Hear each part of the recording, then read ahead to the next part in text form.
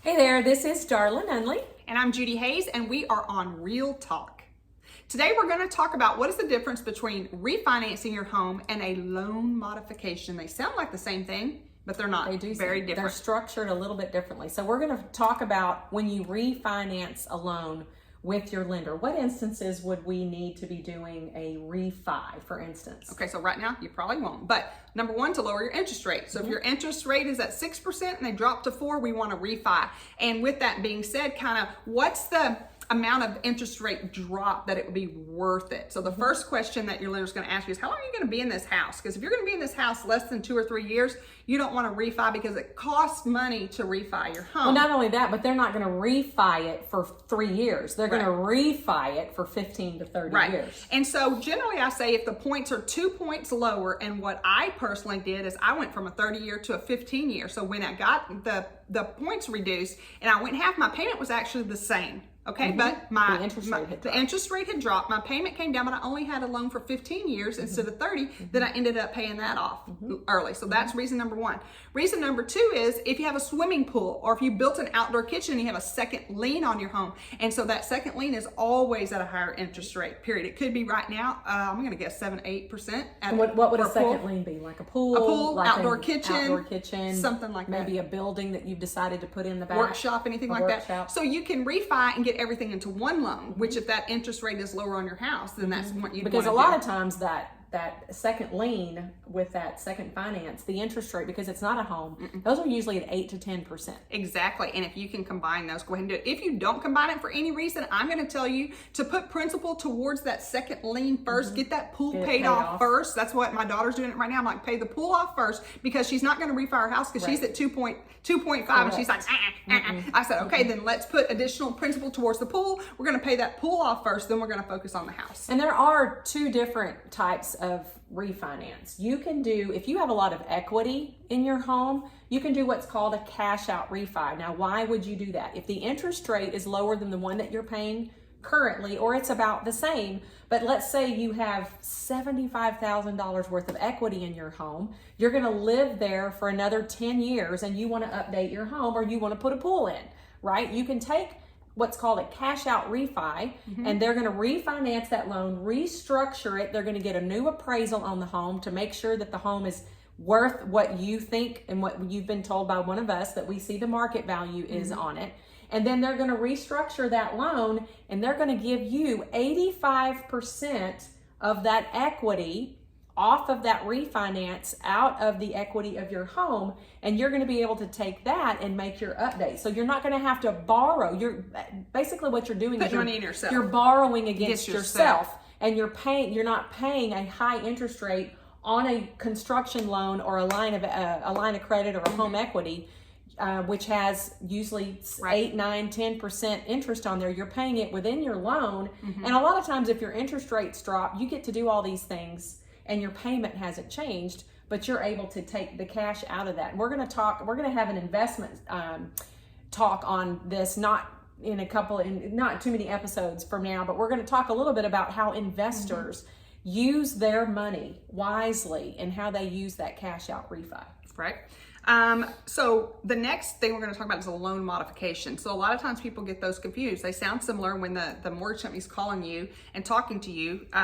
It's actually very different. So a refi, I'm going to say this, you're in good standing with your mortgage and you're adding on, everything's good. You're adding a pool, you're adding an outdoor kitchen, adding a workshop. A loan modification is when you might be in trouble. You've been late for a little bit and they're trying to keep you in your house. They don't want to foreclose on you. You want to stay in your house, but you've had some sort of a hardship. You've had a health issue, you've had a job issue, you could have had a divorce, anything like that. So you ask for a loan modification. So let's say, again, you haven't paid your payment for 3 or 6 months. Let's just use $2,000 a month. Let's say 6 months, that's $12,000. OMG, that's a lot of money. So they modify your existing loan. They take the $12,000 you owe plus penalties and interest, and we're just going to double that because that's generally what they do. And we're going to put $24,000 over here.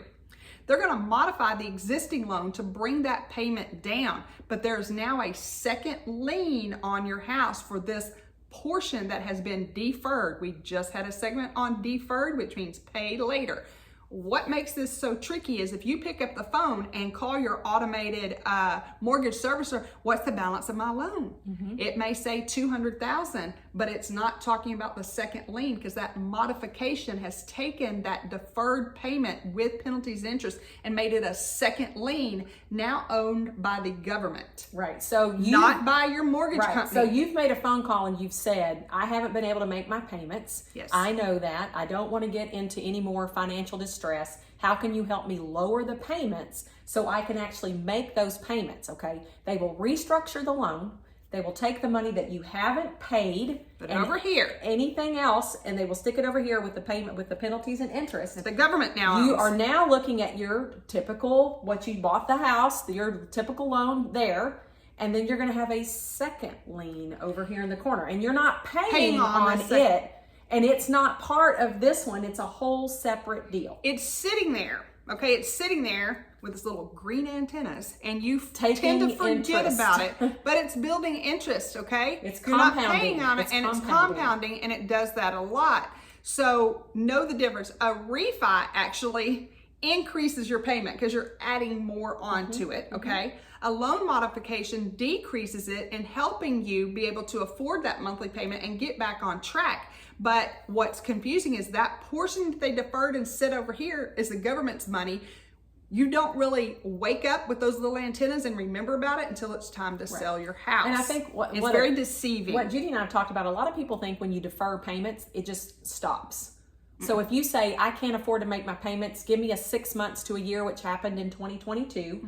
And people just think, okay, the bank just went, okay, we're good with that. As long as you start picking up your payments again when we're ready for you to pick them up, then that's fine. So you think that this is just sitting here in a little bowl, just doing nothing. And then when it's time to kick it back up, you just kick it back up. That is absolutely not what's happening. They are going to get their money. So when you talk about principal and interest, and we've talked about the fact that in your mortgage payment, your principal and interest, the first 10 years or so that you're making payments in your mortgage, that money is mainly interest. Okay, so let me interrupt you. Remember how we're supposed to pay our $2,000 a month? Right. What if that also includes your taxes and insurance? So now you're behind on that too. Right. So if you're not paying your mortgage, you're not paying your taxes and your insurance either. So that's how that money keeps accruing and accruing and accruing, because the mortgage company is going to pay the insurance. Yeah, okay. They're offering to help you, but it's not for free. They're going to get their money out of it. So when you think that you've stopped and everything's just on hold, it's not.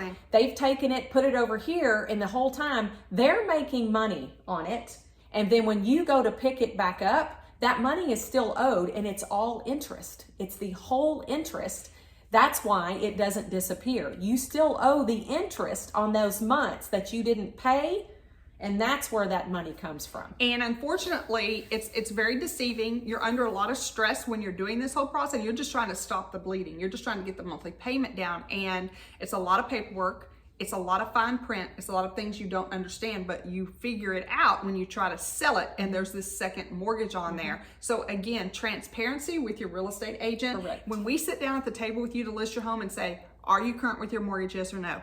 Have you ever filed forbearance, or have you ever had a loan modification? You must answer us honestly, because when you do, then we know the other questions to ask, and we can take and pull title to see if there's that second lien on your house that maybe you forgot about, or you didn't understand how all that worked, because we want to keep you from going through the entire process of having to bring money. You possibly could have to bring money to the table if you have not disclosed that second loan amount, because it is going to come up when they pull the payoff on the property. That's correct. So if you have any questions about refinancing or the loan modification programs, give us a call. Judy and I are happy to explain to you or put you in touch with who can explain it correctly for the specific questions that you ask. So again, this is Darla and Judy with Real Talk. And I am Judy Hayes, and we look forward to answering any questions for you.